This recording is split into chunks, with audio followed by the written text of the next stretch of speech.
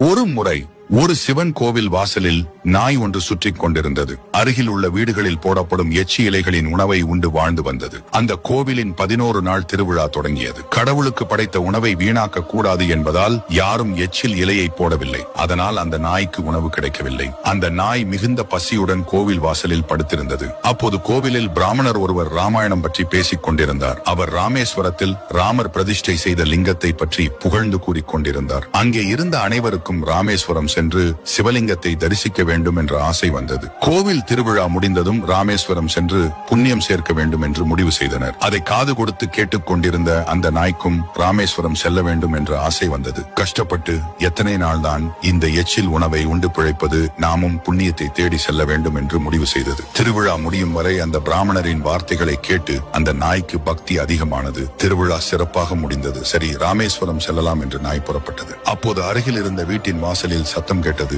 நாய் திரும்பி பார்த்தது. ஒரு வீட்டின் வாசலில் எச்சி இலையில் நிறைய கறியுடன் உணவு இருந்தது. மிகுந்த பசியுடன் இருந்த நாய் அந்த உணவை சாப்பிட்டது. ஆஹா, என்ன ருசி, என்ன மனம்! நல்லவேளை ராமேஸ்வரம் சென்றிருந்தால் இந்த கறியுடன் உணவு கிடைத்திருக்காது. ராமேஸ்வரம் செல்வதை மறந்து அடுத்த வீட்டில் எப்பொழுது எச்சி இலை விழும் என்று பார்க்க ஆரம்பித்தது. இந்த நாயின் மனதைப் போலதான் மனிதனின் மனமும். எதுவும் இல்லாத பொழுது சோகத்தில் இறைவனை நினைத்து பக்தியில் மூழ்குவதும், அதே சமயம் நாம் நினைத்தது அனைத்தும் கிடைத்துவிட்டால் இறைவனை மறந்து ஆட்டம் போட ஆரம்பித்துவிடும். இதுவே பிறவி துன்பத்திற்கான முக்கிய காரணம்.